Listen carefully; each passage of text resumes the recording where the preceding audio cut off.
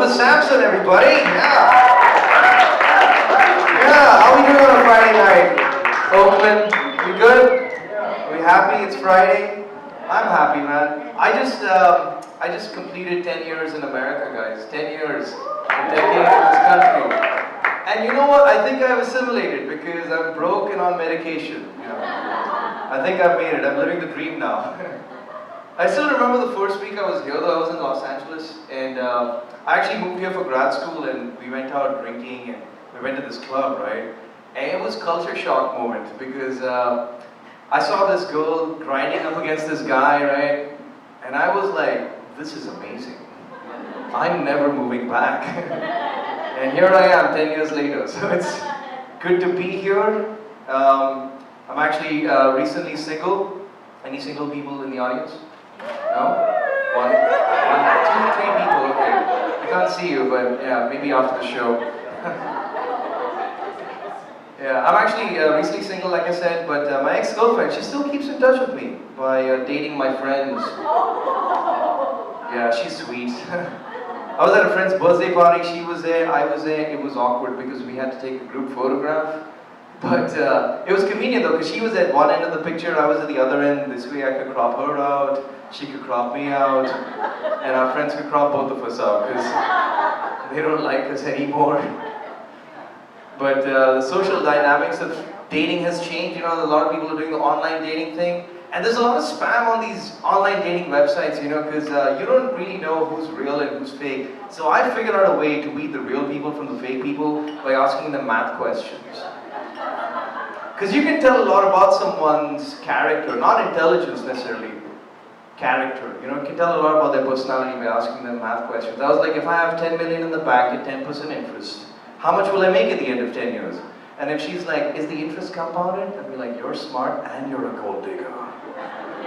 Right there. I know where you're coming from.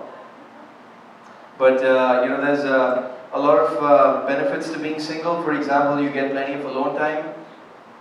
If you know what I mean. Two women laughed at that joke. Here's the thing, guys. I had an epiphany the other day. Masturbation is life's insurance policy for loneliness. And Geico should be its official sponsor because 15 minutes could save you 15% or more on a shitty date. And you're always in good hands. Sometimes. Oh, so is that kind of crowd really a groan? You're groaning against something that's natural and healthy for the prostate? Like, okay. Is it getting, it's gonna be a dirty show, guys. It's Friday night, okay? You guys need to chill out and let loose and relax. You know? I went out on a shitty day the other day. Anyone been on a shitty day? Clap if you've been on a shitty day. Like, yeah. Some people are nervous because they're on one right now, so they're not sure how it's gonna end up. I went out on a date the other day and this girl like messages me saying, I googled you, I saw you're a comedian, you're funny, let's get drinks. I was like, oh, okay, cool. And I googled her and I found 4 mug shots. And I was like, let's get drinks. Because I wanted to see what was going to happen, right? And easily, this was definitely the worst date I've been on. Because while we were sitting across each other, she was just swiping right on her phone through the whole, like it was just the worst date. So I was like, you know what? We don't have any chemistry, I'm just going to drop you home. So I called an Uber, because that's chivalry in 2015. And I dropped her home, and she got so drunk that she started making out with the driver on the way back home. And I was sitting in the back writing this joke. And that's what happened. I think the guy, she made out so much with the guy that he almost got a DUI. Like, that's how bad it was. It's the worst. But, you know, I think that the whole communication thing, like people don't communicate effectively nowadays, you know?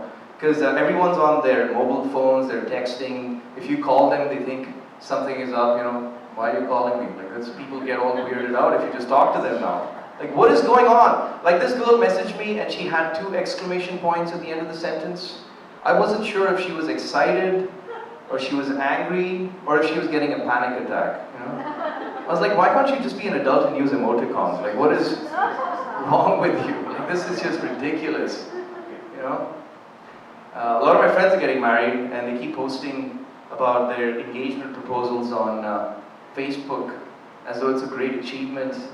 It's like, guys, women know what's up, you know? Like, guys, like, just relax. If you have to propose to someone, you should just take a chill pill and do it after a movie marathon of Lord of the Rings. Because after that movie, when you see the ring melting in that molten lava, you go down on one knee and be like, guess what I found? I found Precious. And if she doesn't like that joke, then be like, yeah, let's just go watch The Hobbit instead. That's what I think we should do. Okay, nobody's on board with that hypothetical scenario. But I like watching TV a lot. I saw this documentary on HBO about this guy called Robert Durst. Have you guys seen that? Has anyone seen that? Only one other comedian has seen it. Okay, I'll tell you, it's a six series documentaries about this guy, Robert Durst, who's a billionaire. And he's been thrown into jail, apparently, for 3 murders, right? He murdered 3 people. One of them was his wife, one of them was his best friend, one of them was allegedly a neighbor that he used to live next to in Galveston, Texas, right? And here's what happened, right? He killed his neighbor, and he decapitated the body, threw it in the ocean, and the jury just said, I think he did it in self-defense. And they let him go. At that point, even O.J. Simpson's like, yeah, that's fucked up. Like, that is some messed up shit. It's amazing what you can do with money in this country. Like, if you're really rich, like, you can get away with anything. Because, okay, I'm getting too political, sorry, but I just felt I needed to share that with you guys, but clearly you just want to have a good time. You know, there's no, okay. Nobody wants to know the truth. Talk about the truth.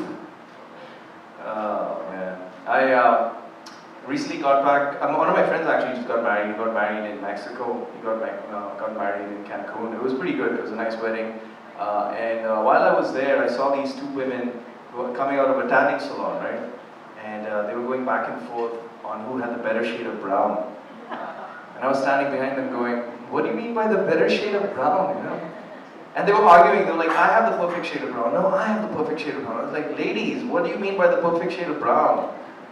And then they looked at me and then they got scared and ran away. Like, that's what happened. Because I feel like in her mind, when she went into that tanning salon, she was thinking, I want to get the perfect shade of brown, you know? I want to look like Shakira, but I don't want to get incarcerated. Like, that's, okay. Stu, okay. Because here's the thing, right? I think tanning salons are white privilege at its very best. Because you get the best of both worlds. You can get a tan, you get the benefits of a tan without the liabilities of being brown, you know? Like a tan line is the difference between a threat and a tourist. Like that's, okay, is it getting too weird? I'm just trying to make a point here. I'm not saying all white people are bad, I'm just saying some of them are. Because there are some people that, you know, like this, I'm just talking about the kind of person that listens to Jay-Z but does not have any black friends, you know? The kind of person that drinks coconut water but has never seen a real coconut, you know? The kind of person that does yoga but does not know where India is on the map, you know, that kind of person. No one's on board with this. I thought this was a good joke.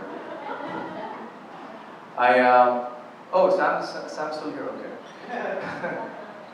You know what? People don't take things seriously in this country. Like global warming is not taken seriously in this country. You know why? Because there's too much ice in everyone's drinks. Look at this.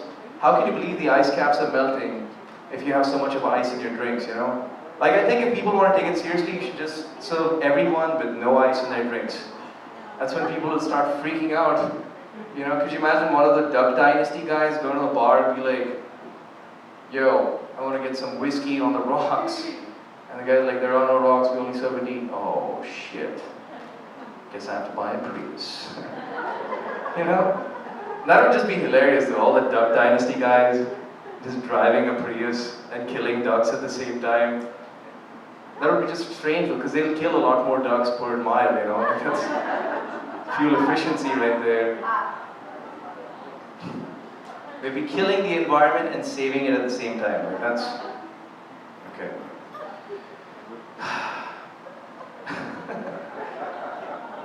Speaking of cars, my car got broken into recently and the guy stole a bunch of books.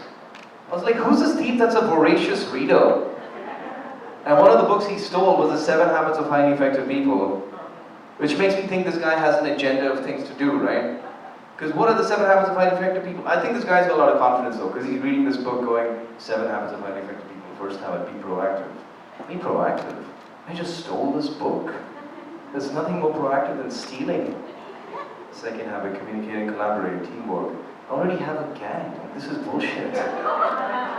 Sorry guys, that joke is incomplete because I haven't finished the book yet, so it's still a work in progress. A lot of break-ins happen in San Francisco, and I've been trying to find a new place there. It's getting ridiculous because for $1,500 you can live in a garage, and parking is not included. It doesn't make any sense. And you know a place is a dump and you get there and you see flies that are too fat to fly, just hanging out at the kitchen sink. I was like, this place is a keeper right here. Like, this is amazing. But you need to prepare people to come to San Francisco, especially if those people happen to be your relatives visiting you from India during the Pride Parade. Because they're very conservative people, you know. We saw a guy dragging another guy on a leash, and they were wearing crotchless leather pants. And my uncle goes, the weather is nice today.